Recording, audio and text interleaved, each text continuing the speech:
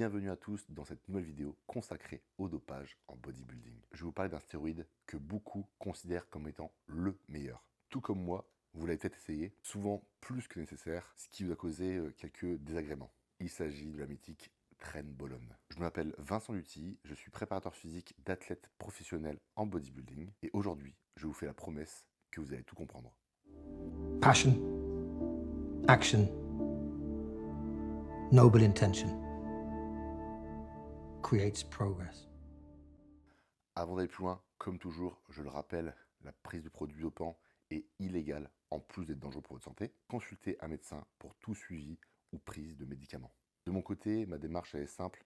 Le but est de vous sensibiliser et de vous éduquer à travers le partage de mon expérience personnelle, mais aussi d'informations scientifiques. Donc la TREN, c'est un stéroïde androgène anabolisant qui a été créé en 1960 uniquement pour le bétail. Donc il a été créé pour améliorer la conversion alimentaire, c'est-à-dire que l'animal prenait plus de muscles avec moins de nourriture, ce qui augmentait donc la rentabilité pour les éleveurs. Quant à l'utilisation du TREN sur l'homme, tous les projets se sont vus avorter dû à l'impact énorme sur la santé. Donc le ratio bénéfice-risque n'en valait clairement pas la peine. Et c'est pourquoi à ce jour, il n'existe aucune forme de TREN pharmaceutique pour l'homme. Ce qu'on va retrouver sur le marché noir seront uniquement des dérivés de produits vétérinaires. En plus que la TREN soit plus impactant d'un point de vue santé sur tous les organes que j'ai cité auparavant, la TREN va impacter aussi le foie. Bien que la TREN soit sous forme injectable, elle a des conséquences sur le foie qui s'expliquent de plusieurs manières. Son métabolisme est très complexe, ce qui oblige le foie à travailler encore plus pour l'éliminer. Ce qui peut entraîner un stress oxydatif, ce qui va donc accélérer le vieillissement, créer une inflammation chronique, et étant donné que les organes vitaux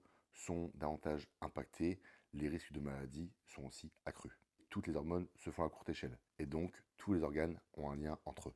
Et ici, toutes les conditions sont réunies pour faire un joli strike qui va impacter le foie, les reins, le cœur et tout ce qui va avec. Ce point, il est assez paradoxal, tout simplement parce que c'est le pourquoi on utilise les traînes, notamment en préparation ou en régime, mais de l'autre, c'est ce qui va affecter aussi le corps négativement sous traîne. La Trenbolone bloque les récepteurs de cortisol de plusieurs façons. Premièrement, il se lie aux récepteurs pour les empêcher d'agir. Il réduit sa production en diminuant l'activité de l'enzyme qui va convertir la forme passive en active. Et c'est ce qui va rendre votre cortisol inutilisable. On entend souvent dire que le cortisol, c'est l'hormone du stress. Ce qui n'est pas faux quand on arrive dans des valeurs qui sont extrêmes. Mais à la base, n'oubliez pas une chose, c'est que le cortisol, c'est l'hormone de l'énergie. C'est lui qui vous permet de vous réveiller le matin en forme. C'est même pour cette raison-là que lorsque vous devez faire un bilan sanguin, le cortisol est testé avant 8 heures, donc juste après votre réveil. Donc quand vous serez sous traîne, votre taux de cortisol a de grandes chances d'être assez bas. Et c'est une bonne chose au niveau sportif et surtout en bodybuilding parce que ça diminue les chances de perdre du muscle. Et surtout lorsqu'on est en période de déficit. Dû au déficit calorique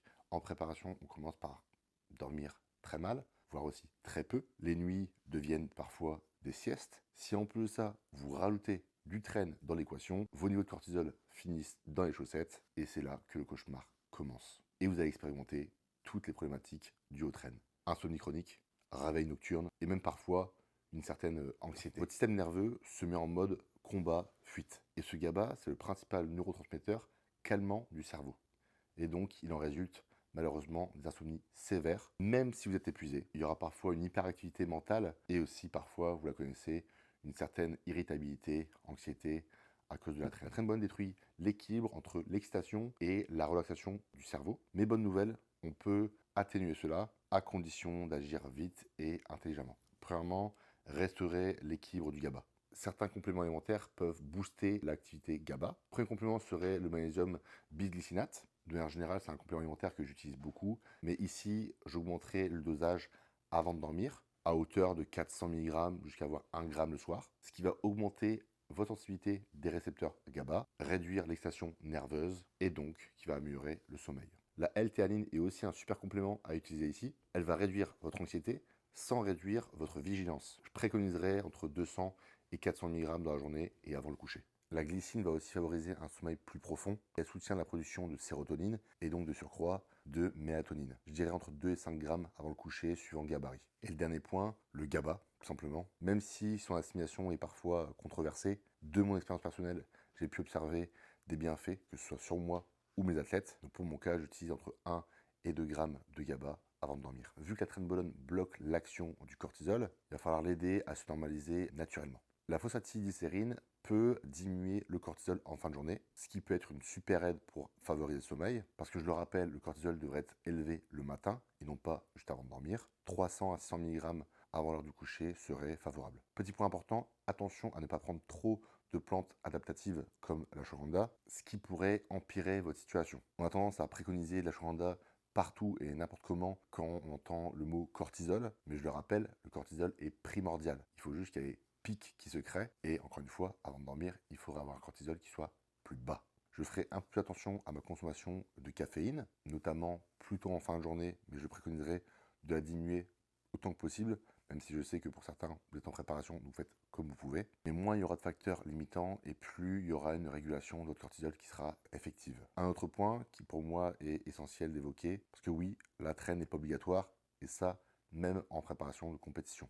Pour ma part, dans le passé, je l'ai pris dans toutes mes préparations de compétition, à des dosages beaucoup trop élevés, ou parfois trop longtemps, tout simplement parce que j'avais aucune idée de ce que je faisais. J'écoutais, comme pour beaucoup, les idées reçues sans pouvoir justifier ce que je faisais. Pour vous donner un exemple, à l'heure actuelle, j'utilise 100 mg de Trenbolone par semaine en période de préparation compétition. Et pour être encore plus honnête, j'ai même décidé de l'enlever complètement. Tout simplement parce que je trouve pas que la récompense vaut l'impact négatif que j'ai sur mon sommeil ou même mon humeur. Et donc je le dis ici, mais pour moi la traîne c'est finito, j'en prendrai plus jamais. Et malgré ça, je serai quand même à mon meilleur sur scène. Retenez bien qu'il ne faut jamais prendre une quelconque molécule juste parce qu'on vous a dit de la prendre. Tout est possible, oui, mais à condition que cela soit justifié. C'est tout pour aujourd'hui et c'est déjà pas mal. J'espère que ce petit moment ensemble vous a plu. Abonnez-vous pour en apprendre toujours plus sur les stéroïdes et leurs utilisations. Pour vous aider dans votre apprentissage, mon nouvel e-book sur les grands mythes et vérités sur le dopage en bodybuilding est disponible dans la description. C'est 200 pages qui retracent mon expérience personnelle en tant que coach et athlète professionnel. Cela vous aidera à mieux comprendre vos actions et surtout les conséquences pour continuer de vivre de votre passion en préservant votre santé. Partagez avec nous en commentaire votre expérience avec la traîne. Prenez soin de vous et n'oubliez pas une chose. Tout ce que nous avons à décider, c'est que faire du temps qui nous est imparti. Passion, action, noble intention creates progress.